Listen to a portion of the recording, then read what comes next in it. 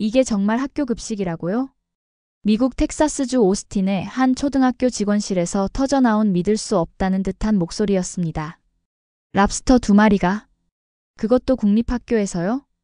27년간 미국 학교에서 식품 영양사로 일해온 제니퍼 윌슨이 컴퓨터 화면을 바라보며 동료에게 물었습니다.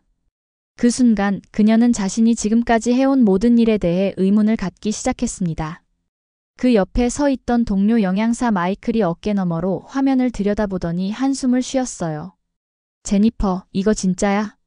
포토샵 아니고? 화면 속에는 정말 믿기 어려운 장면이 펼쳐져 있었습니다. 한국의 한 국립학교 급식 사진이었는데 랍스터 2마리가 정성스럽게 플레이팅되어 있었고 그 옆으로는 색색깔의 반찬들이 가득했어요. 안녕하세요. 저는 제니퍼 윌슨이에요. 27년 동안 미국 텍사스주에서 학교 식품 영양사로 일해왔어요.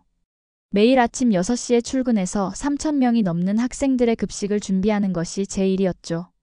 처음 이 일을 시작했을 때는 정말 희망에 가득 차 있었어요. 아이들에게 건강하고 맛있는 음식을 만들어주자. 하지만 현실은 달랐어요. 일주일에 주어지는 예산은 턱없이 부족했고 정부 지원금으로는 제대로 된 식재료를 살 수도 없었어요. 첫 해 겨울 한 아이가 저에게 말했던 게 아직도 기억나요. 선생님, 집에서 먹는 컵라면이 학교 급식보다 맛있어요. 그때 저는 정말 마음이 아팠어요. 영양사라는 이름을 달고 있으면서도 아이들에게 영양가 있는 음식을 해주지 못한다는 게 너무 괴로웠거든요. 매일 똑같은 패턴이었어요. 오늘도 또 냉동 피자와 감자튀김, 그리고 초콜릿 우유. 예산은 한정되어 있고 정부에서 주는 지원금으로는 아이들에게 제대로 된 음식을 해줄 수가 없었거든요. 한 끼에 고작 $3. 그마저도 저소득층 아이들에게만 무료로 주고 나머지 아이들은 돈을 내야 했어요. 더 서글픈 건 아이들의 반응이었어요. 선생님, 오늘 급식 또 피자예요? 또 치킨 너겟이네. 아이들의 실망스러운 표정을 볼 때마다 가슴이 아팠어요. 영양사라는 이름이 무색할 정도로 영양가라고는 찾아볼 수 없는 음식들. 저 자신도 이게 정말 아이들이 먹어야 할 음식인가? 라는 생각이 들었죠. 동료들도 마찬가지였어요. 점심시간이 끝나면 우리는 늘 무력감에 빠졌어요. 우리가 정말 영양사라고 할 수 있을까? 아이들에게 미안해. 그런 제가 지난해 12월 인터넷에서 하나의 기사를 보게 됐어요. 한국 국립학교 급식에 랍스터가 나왔다고? 처음엔 가짜 뉴스라고 생각했어요. 어떻게 학교 급식에 랍스터가 나올 수 있겠어요? 그것도 사립학교가 아닌 국립학교에서요. 이건 분명히 조작된 사진일 거야. 하지만 기사를 자세히 읽어보니 더 놀라운 내용들이 쏟아져 나왔어요. 우동, 돈가스, 베이컨 오므라이스, 데미그라스 소스. 이런 메뉴들이 한국의 일반 고등학교에서 매일 나온다는 거예요. 그것도 무료로요. 말이 안 돼. 저는 급히 동료 영양사들을 불러 모았어요. 얘들아, 이거 좀 봐. 마이클, 수잔, 린다. 27년 동안 함께 일해온 동료들이 하나씩 모여들었어요. 제니퍼, 이거 진짜 학교 급식이야? 호텔 뷔페 아니고? 수잔이 눈을 동그랗게 뜨며 물었어요. 랍스터를 학교에서 준다고? 우리는 치킨 너겟도 예산 때문에 못 주는데. 린다도 믿을 수 없다는 표정이었어요. 제니퍼, 이거 진짜라면. 우리가 지금까지 뭘 한 거지? 마이클의 목소리에는 깊은 절망감이 묻어 있었어요. 모든 동료들이 믿지 못하겠다는 반응이었어요. 하지만 기사는 계속 이어졌어요. 한국에서 직접 가르쳤던 외국인 교사들의 증언도 나왔어요. 한국에서 아이들을 가르쳤는데 점심 식사는 항상 훌륭했습니다. 쇠고기와 김이 가득한 따뜻한 계란말이. 한국인 선생님들은 서양인인 저에게도 항상 음식을 넉넉히 주었어요. 고등학교 식당 매니저가 은퇴한 한국인 셰프였습니다. 매주 수요일은 바비큐 날이었는데 학생들은 레스토랑 수준의 바비큐를 학교 식당 가격으로 먹을 수 있었어요. 이런 증언들을 읽으면서 저는 점점 더 궁금해졌어요. 정말일까? 정말 한국은 이런 급식을 아이들에게 주는 걸까? 그날 밤부터 저는 잠을 제대로 못 잤어요. 밤잠을 설치며 한국 급식에 대한 영상들을 찾아봤어요. 유튜브에는 한국 학생들이 올린 급식 사진들이 가득했어요. 대박! 오늘 우리 학교 랍스터 나왔어. 친구들아, 오늘 급식 레전드다. 우리 학교 급식이 제일 맛있어. 아이들이 급식을 자랑스러워하는 모습.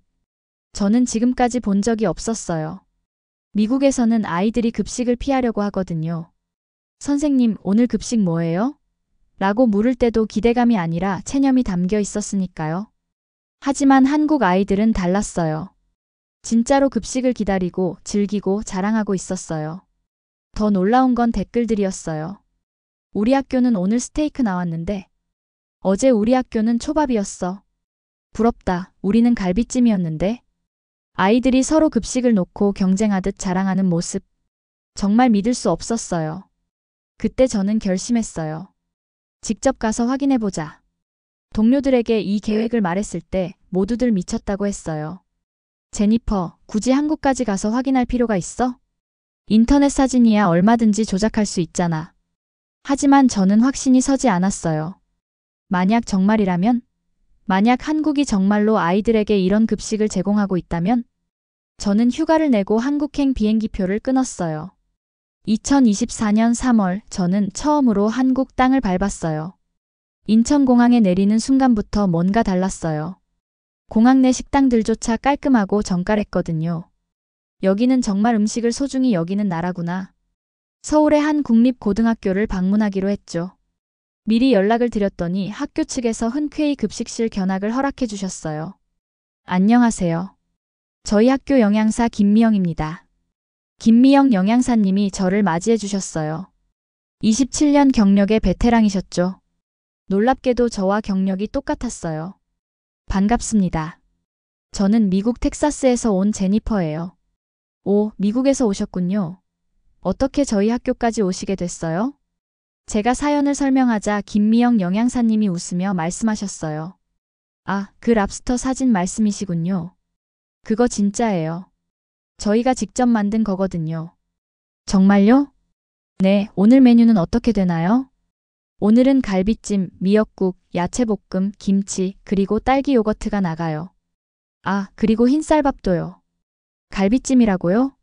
학교 급식에 갈비찜이요? 급식실로 들어서는 순간 저는 입을 다물 수가 없었어요. 이게 정말 학교 급식실인가요? 최신식 조리 장비들, 깨끗하게 정리된 식재료들, 그리고 무엇보다 공기 중에 퍼지는 갈비찜 냄새가 정말 레스토랑 같았어요. 우리 조리사님들이 새벽 5시부터 나와서 준비하세요. 아이들을 위해서라면 뭐든 할 수 있다고 하시거든요. 김미영 영양사님의 말에 가슴이 뭉클했어요. 제니퍼님, 한번 맛보시겠어요? 김미영 영양사님이 갈비찜을 한 숟가락 떠서 주셨어요. 입에 넣는 순간. 오마이갓. 너무 맛있어서 눈물이 날 뻔했어요. 이런 음식을 아이들이 매일 먹는다고요? 어떠세요? 믿을 수 없어요. 정말 믿을 수 없어요. 점심시간이 되자 학생들이 급식실로 몰려들었어요. 그런데 아이들의 표정이 달랐어요. 급식을 기다리는 아이들의 얼굴에 기대와 설렘이 가득했거든요. 와, 오늘 갈비찜이네. 김치도 맛있어 보인다. 선생님, 오늘 정말 대박이에요. 아이들이 급식을 보며 기뻐하는 모습. 저는 미국에서 한 번도 본 적이 없었어요. 한국에서는 어떻게 이런 급식이 가능한 거예요? 제가 김미영 영양사님께 물었어요. 저희는 아이들이 나라의 미래라고 생각해요. 그래서 정부에서 급식비를 전액 지원해 주시고 저희는 매일 아이들에게 가장 좋은 음식을 해주려고 노력하고 있어요. 전액 지원이요? 네, 모든 학생이 무료로 급식을 먹어요. 가정 형편에 상관없이 모든 아이들이 똑같이 좋은 음식을 먹을 수 있죠. 그 순간 저는 깨달았어요. 미국에서는 급식이 어쩔 수 없이 주는 것이었다면 한국에서는 급식이 아이들을 위한 사랑의 표현이었던 거예요. 저희는 매주 메뉴를 연구해요. 아이들이 좋아하면서도 영양가 있는 음식을 만들려고 노력하죠. 때로는 다른 학교 영양사들과 레시피를 공유하기도 해요. 다른 학교와 경쟁도 하시나요? 경쟁이라기보다는 아이들이 SNS에 급식 사진을 올리잖아요. 우리 학교 오늘 급식 대박이라고요. 그런 걸 보면 저희도 더 열심히 하게 돼요. 김미영 영양사님의 눈빛에서 진심 어린 자부심을 느낄 수 있었어요. 그 후 일주일 동안 저는 여러 학교를 방문했어요. 서울, 부산, 대구. 어디를 가도 마찬가지였어요. 부산의 한 고등학교에서는 정말 랍스터가 나왔어요. 아이들이 와 하며 환호하는 모습을 직접 봤죠. 선생님, 이거 진짜 랍스터예요? 한 학생이 신기해하며 저에게 물었어요. 응, 진짜 랍스터야. 맛있지?